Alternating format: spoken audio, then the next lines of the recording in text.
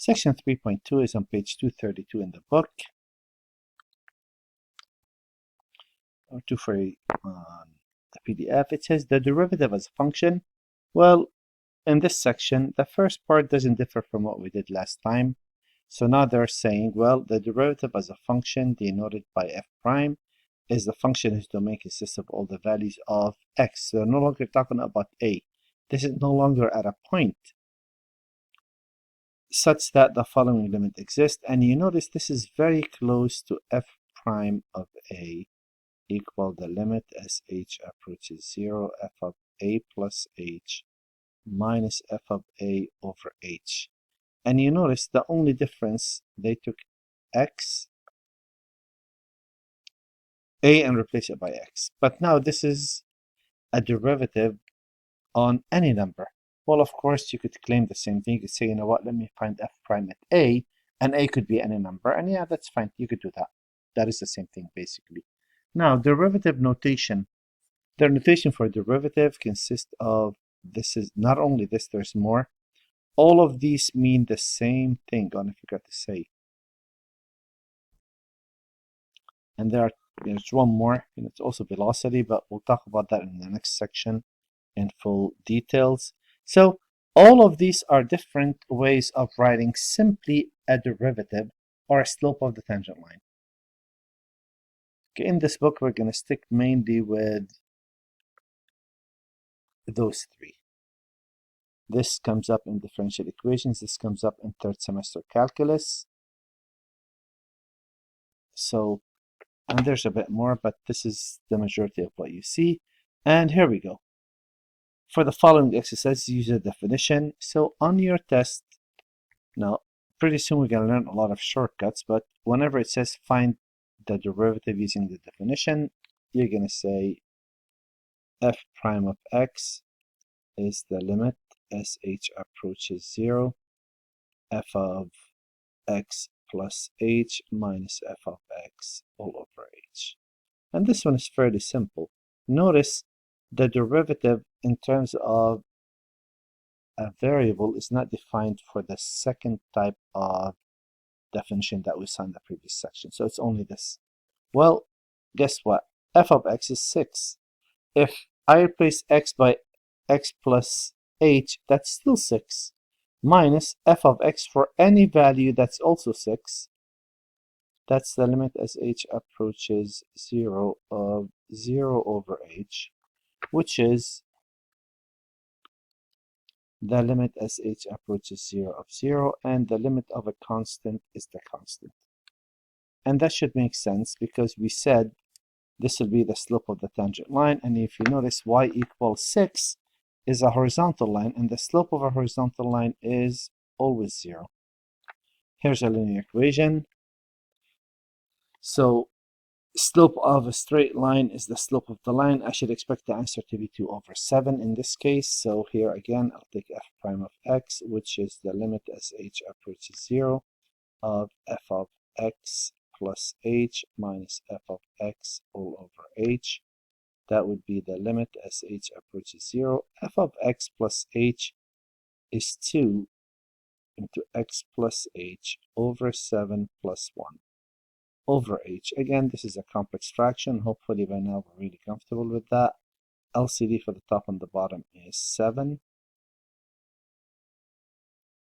And now this problem becomes the limit as h approaches 0 of 2x plus 2h plus 7 over 7h. So again, once all the denominators have the same, you just ignore it, the same LCD, just ignore it. And now it's a matter of simply saying, well, limit as h approaches 0 of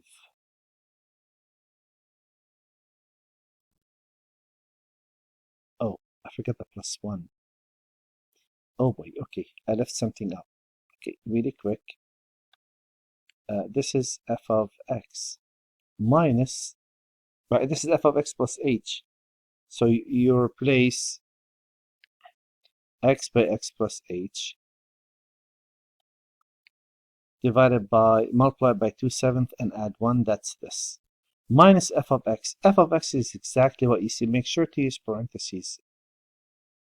So here, I'm going to make this in 2 steps. Let's not get a common denominator here. Let's get a common denominator on the next step. So here, let's clear up the parentheses, combine like terms. That is the limit as h approaches 0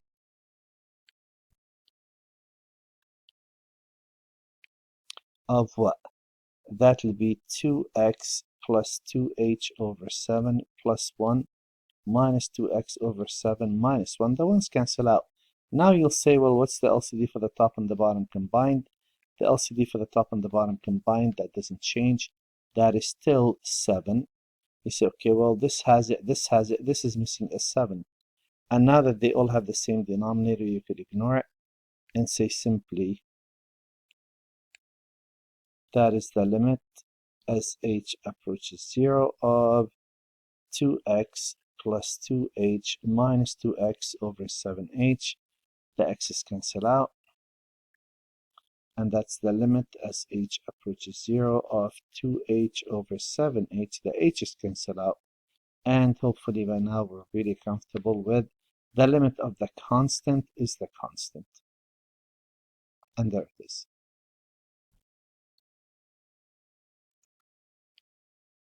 Okay, let's look at the next problem. So again, I chose one of each for you. A polynomial, a constant, a linear equation, a quadratic, and a rational function. So, same deal here. If we want to find f prime of x, we will say that's the limit as h approaches 0 of f of 1 plus h, f of x plus h minus f of x all over h. And that would be the limit as h approaches 0. F of x plus h is 5 into x plus h minus x plus h squared minus f of x is basically what you see divided by h. That's the limit as h approaches 0. That's 5x plus 5h minus x squared minus 2xh minus h squared minus 5x plus x squared all over h.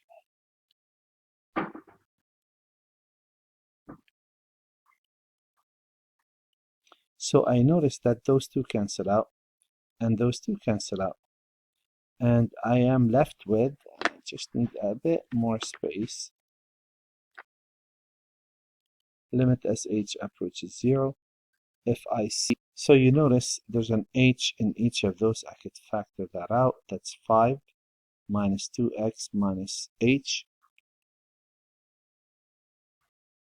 all over h, and the h's cancel out, and we're left with the limit as h approaches 0 of 5 minus 2x minus h. And if you replace h by 0, you get 5 minus 2x. So that would be the slope of the tangent at any given point x. And 60, the same deal. F prime of x is the limit as h approaches 0. F of x plus h minus f of x all over h. That is the limit as h approaches 0. F of x plus h, plug that in there. That's x plus h minus 6 minus f of x. That's basically what you see.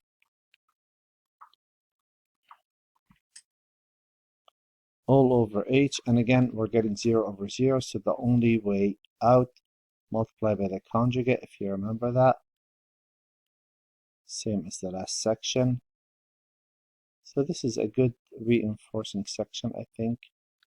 And now for the top, you're going to get the first squared. If you square this, you simply get x plus h minus 6 minus, if you square this, make sure to use parentheses.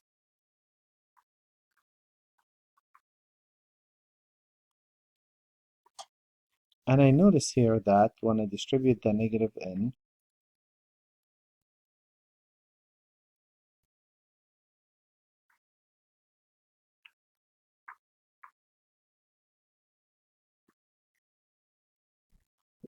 And what happens?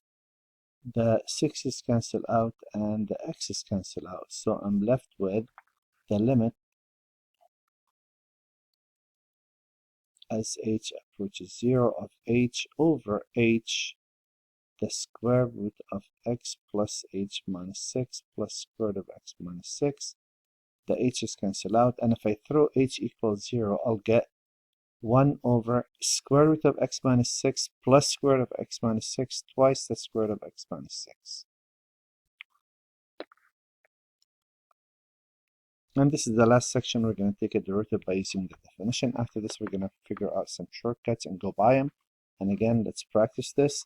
If I want to find f prime of x, limit as h approaches 0, f of x plus h minus f of x over h. Okay, in every problem I have to clean that up.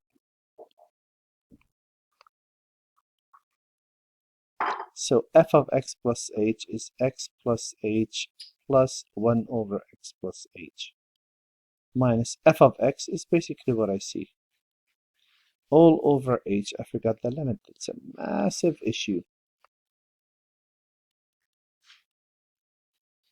And that would be the limit as h approaches 0.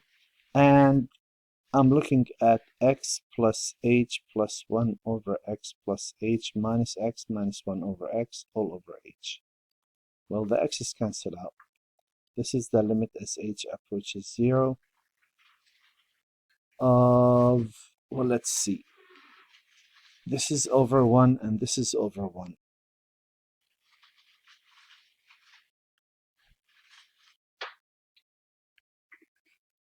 So, if those cancel out, I notice we have this, this, and this. The LCD for the top and the bottom combined is x into x plus h. So that would be, let me give myself some space. Okay, so I move things around really quick. I'm just going to copy it down into steps. H plus 1 over x plus h minus 1 over x all over h. And a bit more space. And lower this down just a bit. So there we go.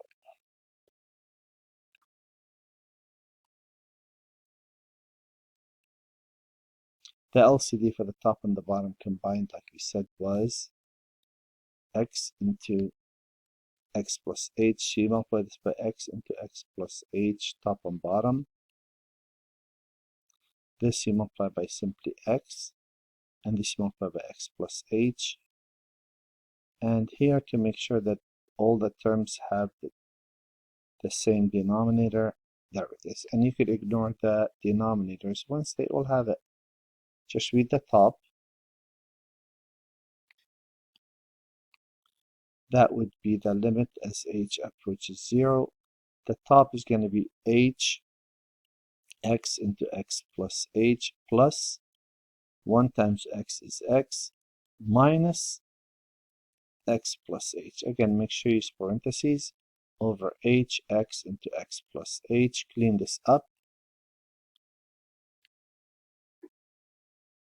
That's the limit as h approaches 0 of h squared plus h squared x plus x minus h all over hx into x plus h. And I notice the x's cancel out. All of these terms have an h in them. If I factor an h out,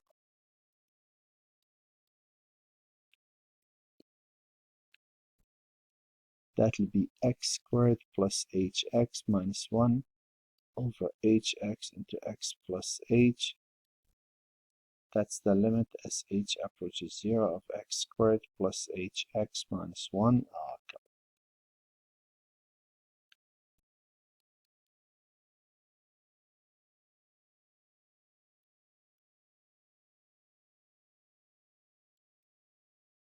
And if I let h equal 0, that will go away and that will go away. I'll be left with x squared minus 1 over x times x is x squared. And that's basically how these work. And I did one of each for you. Now, a derivative could fail to exist. And remember, the derivative is the slope of the tangent. For a function to be differentiable, which means for a derivative to exist on a function, you need the graph to be smooth, no sharp changes, and no discontinuities.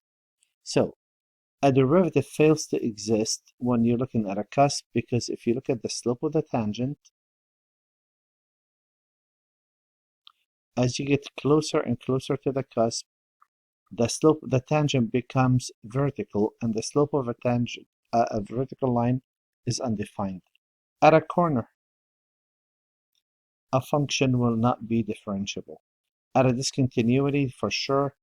And if you have a vertical tangent, again, if you're matching the slope of the line, you're increasing. And you get to a point where you're looking at a vertical tangent before you start leveling off. And at that point, we say there's no vertical tangent. Now, if f is differentiable at a point, then it is continuous at a point. So that's an actual theorem. If f is differentiable at a point, then it's continuous, guaranteed. Now, the reverse is not true. If it's continuous, then it is. If differentiable, that's not how it works. Because this is continuous, but not differentiable. This is continuous, not differentiable. So if you have A implies B, the only conclusion you can get out of that is not B implies not A. So now you could say, if f is not continuous at A, then f is not differentiable at A. So remember, it could be continuous and not differentiable like a corner, like an absolute value of x. Well, here we go. The graphs of the function is given. State the numbers at which f is not differentiable. Support your conclusion. Well, I look at, I didn't give you any numbers. Let's say that's -1 is 1, that is -1, -2. Well, here we say f is not differentiable at x equal -1 and x equals 0. Well, x equal -1 because we have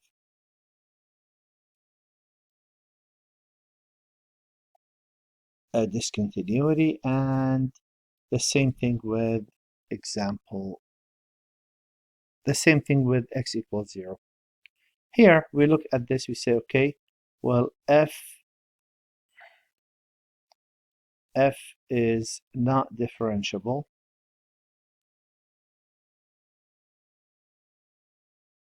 at x equal, and let's see, do you notice right here you have a corner?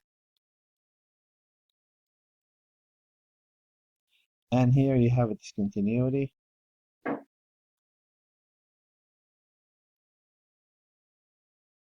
And there it is. And here we say f is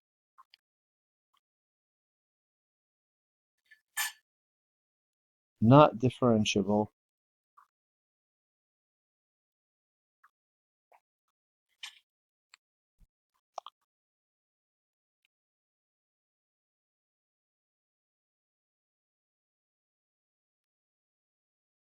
at x equal -2, and that's because it's a vertical tangent.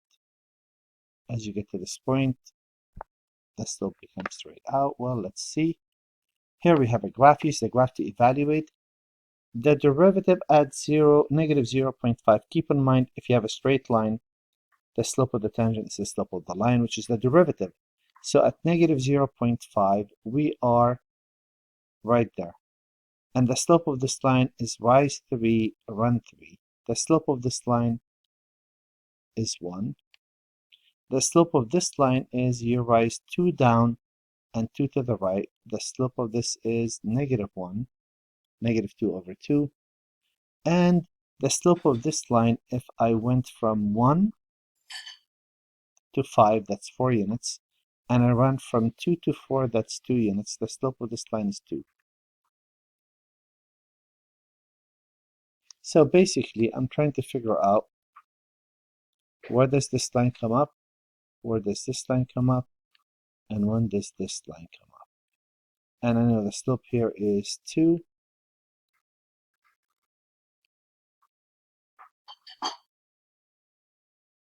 And I know the slope here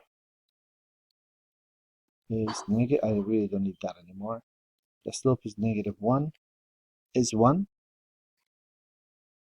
And here the slope is -1. I shouldn't have erased it. I should have wrote it first. We got this slope to be -1.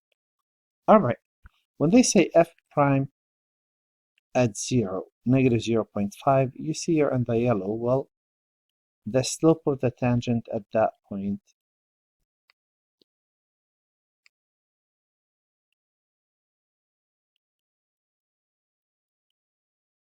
is 1. If I find the slope of the tangent at 0, I notice that's a corner, right? Does not exist. The slope at 1, you are along the blue line, and along the blue line the slope is -1. 2 is right there, that's also a corner. The derivative does not exist. And at 3 is right there, you are on that pink line, and the slope of the tangent will simply be the 2. And that's pretty much how you read. Those are not that bad, you just gotta get used to it. Now, almost done. Sketch a graph of the function. Well, let's see. If I want to sketch a graph, when x equals 0, y equals 0.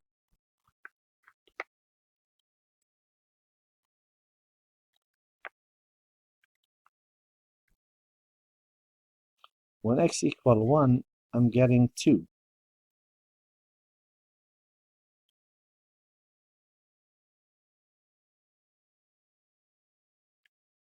And those are included.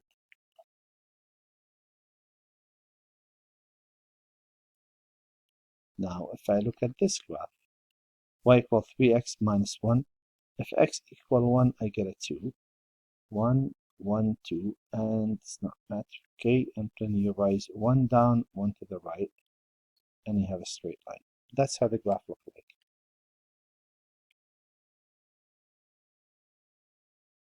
There. Well, let's see. What do they want? That's part A. Part B, use the definition to show the function is not differentiable. Well, why? That looks like a corner. Let's see. F prime at 1. Now, you could find f prime of x and let x equal 1, or just go for 1. It's easier if you only have to do it once. That's f of 1 plus h minus f of 1 all over h. That is the limit as h approaches 0. Now, f of 1 plus h. What's f of 1? If x equal 1, which of those include 1?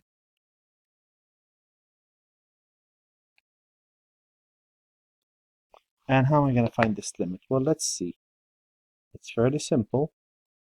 I'm going to take the limit as h approaches 0 from the left, and I'm going to take the limit as h approaches 0 from the right. Well, from the left, if I'm reaching from the left, I have to be in this interval. So I'm going to take 1 plus h and plug it right there. So that will be twice the square root of 1 plus h minus f of 1 is 2 all over h. And what we have to do with this, we have to multiply by the conjugate. So if you multiply by twice square root of 1 plus h plus 2 over twice square root of 1 plus h plus 2, that's the limit as h approaches 0. I'll get 4 into 1 plus h minus 2 squared is 4. And the denominator, I just copy all of this mess. And that would be, if you distribute those in,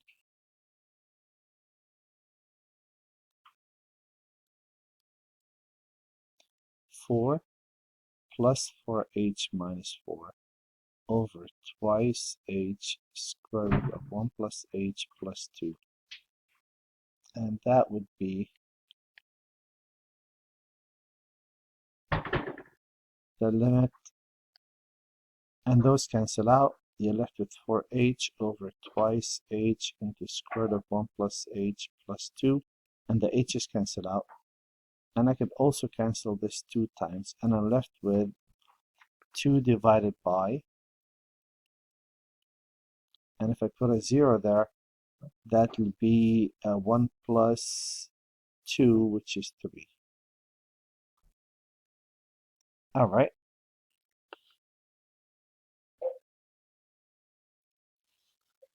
If I take the limit from the right,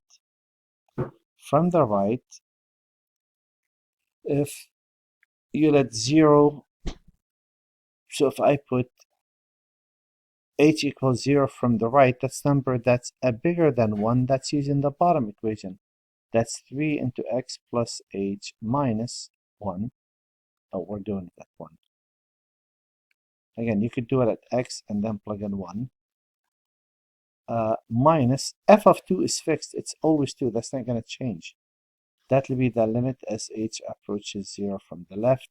That would be 3 plus 3h minus 1 minus 2 over h. Those cancel with those. Limit as h approaches 0 from the left of 3h over h. Those cancel out. And the limit of a constant is the constant. And you notice the left and the right do not match, so this limit does not exist, which indicates the derivative doesn't exist, but that's only at 1. Just be cautious with that. Another problem that looks like that, well, part A, graph it. If you let x equal 1, you'll get 1.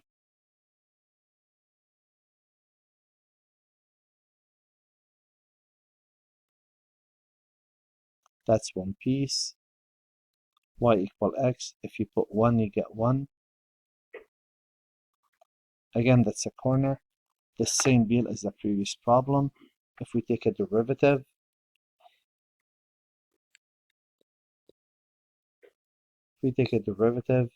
at 1, that's the limit as h approaches 0 of f of 1 plus h minus f of 1 over h. F of 1, if x equal 1, it's included in there, that's a 1. So now with the same deal, how am I going to do this? Well, notice, if this is 1 plus h, if you let h equal 0 from the right, this becomes bigger than 1. If you let h equal 0 from the left, like negative 0.1, that will be 0.9, which is less than 1. So when I take my limit, I'll say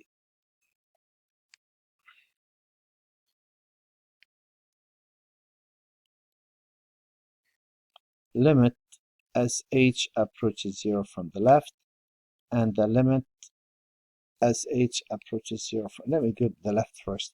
From the left, x is less than 1. If you let 0, if you approach 0 from the, if you let h approaches 0 from the left, so this is h. If you pick a point from the left, let's say negative 0.1. Negative 0.1 plus 1 is 0.9. That makes the value less than 1, which is why I'm using the top equation. Negative 1 plus h squared plus 2 minus f of 1, and we said that's 1, all over h. That's the limit as h approaches 0 from the left of negative 1, negative 2h, negative h squared, plus 2 minus 1 over h. The ones cancel out. And if I factor an h out of that, negative 2 minus h,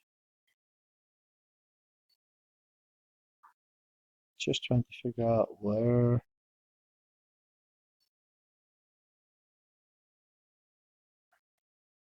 that 2. Oh, those cancel with that 2. Okay, there it is. All over h, these cancel out, and now if you let h equals 0, you get a negative 2. Alright, if we take the limits from the right. Why are we doing limits from left and right? Because that's how you find a limit. Over h from the right. If I pick, so if this is the h-axis, if I pick 0.1, wouldn't this be bigger than 1 because 1.1? So that means I'm using the bottom equation. Well, there you just have y equal x, so you're going to put in 1 plus h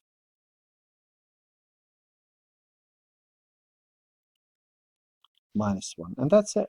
Limit as h approaches 0 from the right of h over h. That's the limit as h approaches 0 from the right of a constant, and we know the limit of the constant. Limit from the left and the right do not match, does not exist, therefore f is not differentiable at that point.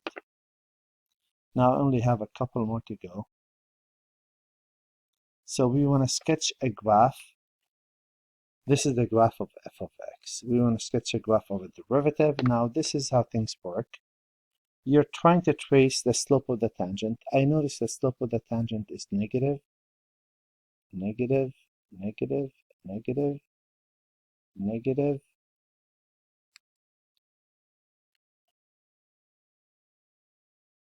But when I get to this point, do you see that that's a 0? So that's what I look for. Between 0 and 1, that's a 0. Then it starts increasing slowly, speeds up, and then slows down and comes to a complete stop again. And after that, the slope will be negative, right? And it's getting steeper in negative value and steeper. Okay, well, let's draw this. If I have a slope of a line coming down, that means it's negative. So the slope is negative, which indicates the graph of that is going to be below the x-axis. Since it's negative, it's going to go up until it hits 0. Then between that point and this point, I notice the slope is positive. That means you go above until you get to a complete stop again. And to the right of that, I notice it's negative. So this is the graph of y equal, this is the graph of f prime.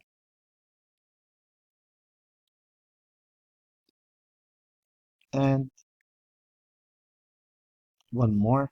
So if I look for the zeros, well, we know how that's going to work. This graph, if you look at the slope of the tangent, pick a point right there, it's increasing, so it's positive, positive, positive, but then at this point it's a 0. So let's mark that as a 0. And now after that it starts decreasing. The slope becomes negative after that, you see that? All the way until you get to this point, and that's a 0 again. And then it becomes positive after that, the slope of the tangent increases until you level off next to 0 again. And after that, it's downhill, so we're just heading straight down. So if I put those in, the red piece was the slope is positive until it gets 0, so it's something like this. Then the blue part was the slope is negative, but it starts, so imagine you're pointing your car this way and you go over a downhill. Eventually the tip of the car will start going down, and eventually at a given point it's going to start leveling off because you're going to hit 0 again right there. So but there, here the derivative is negative. Negative means you're below the x-axis, something like this, a smooth curve will do.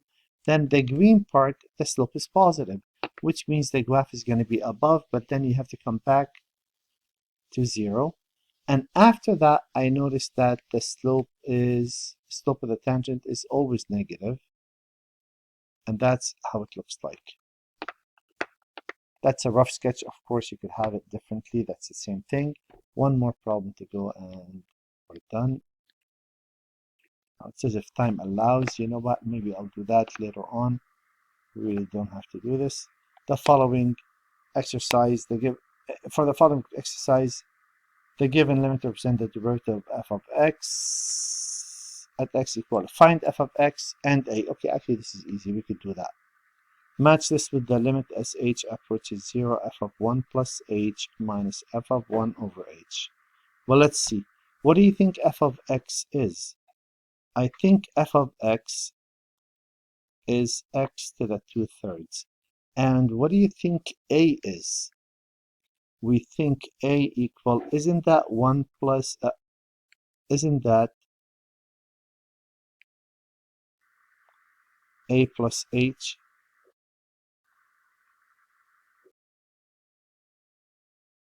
So what do you think A is? If this is 1 plus H, wouldn't that make this a 1?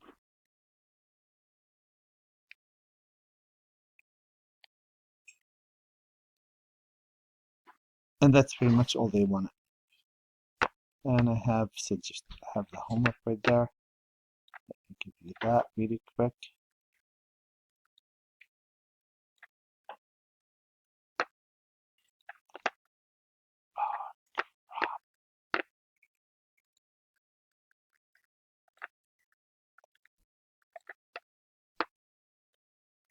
And there's the homework.